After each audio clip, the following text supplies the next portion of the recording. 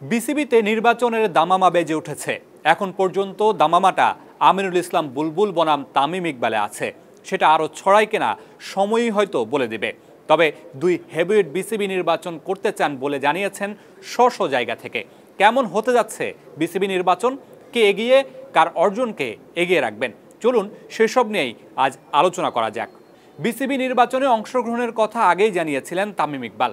ক্রিকেটীয় জীবন, নিজের ব্যক্তিত্ব, ক্রিকেট নিয়ে জানাশোনা, ক্রিকেটারদের সাথে ভালো সম্পর্ক, শেষ দিকে এসে নিয়েছেন ক্লাবের দায়িত্ব। সংগঠকও বলা যায় তামিম ইকবালকে। এসব দিক থেকে এগিয়ে থাকার কথা তামিম ইকবালের। কিন্তু প্রতিপক্ষ যখন আমিনুল ইসলাম বুলবুল, তখন তামিম ইকবালকে থাকতে হবে আরও সতর্ক। বাংলাদেশের প্রথম টেস্ট সেঞ্চুরিয়ান বুলবুল বর্তমানে বিসিবির সভাপতি। এর আগে দায়িত্ব পালন করেছেন এশিয়ান ক্রিকেট কাউন্সিল, আন্তর্জাতিক ক্রিকেট কাউন্সিলের মতো প্রতিষ্ঠানে।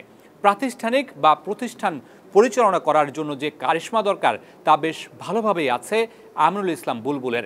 এই জায়গায় কিছুটা পিছিয়ে পড়বেন খান সাহেব, কারণ এর আগে যে এমন বড় প্রতিষ্ঠানে কাজ করা বা পরিচালনার দায়িত্বে ছিলেন না তিনি।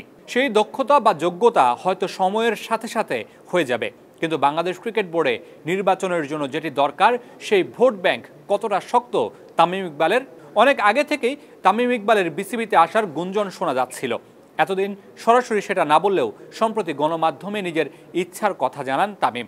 তবে বিভিন্ন সূত্র বলছে আগে থেকেই নির্বাচন কেন্দ্রিক প্রস্তুতি নিচ্ছিলেন তামিম ইকবাল। ইতিমধ্যে নাকি একটি প্যানেলও তৈরি করে ফেলেছেন তামিম।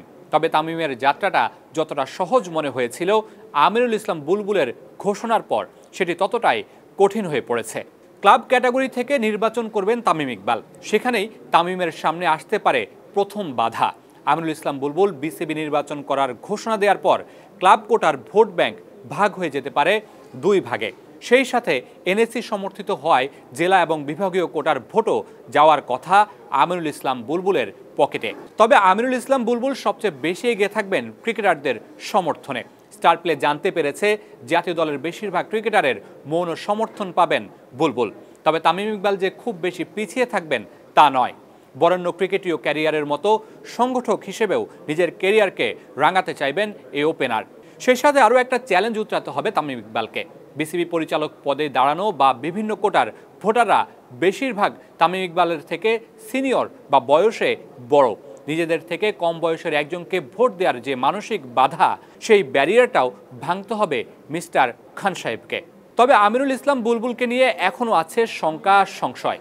নির্বাচন করার ইচ্ছের কথা জানিয়েছেন তিনি, কিন্তু কোন ক্যাটাগরি থেকে করবেন সেটা এখনও জানেন না।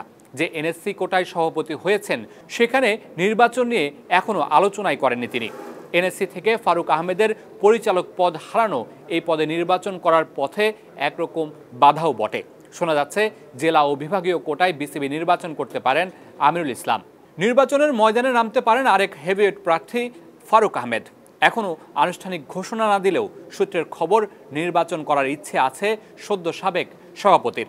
এমনটা হলে হেভিওয়েট প্রতিদ্বন্দ্বী বাড়বে, সেই সাথে ভাগ হতে থাকবে ভোটের বাক্স। বিসিবি নির্বাচনের মধ্য দিয়ে নিজের নামে ওঠা নানা সমালোচনার জবাব দিতে চাইবেন ফারুক। বিসিবি নির্বাচন, হেভিওয়েট প্রার্থী, ভোট বাক্স, অনেক আলোচনা হয়তো হবে, চলবে। তবে দিন শেষে থেকে যাবে অনেক যদি কিন্তু। গ্রিন সিগন্যালের একটা ব্যাপার যে থেকে যায় সব সময়। Mamunur Rashid, star news.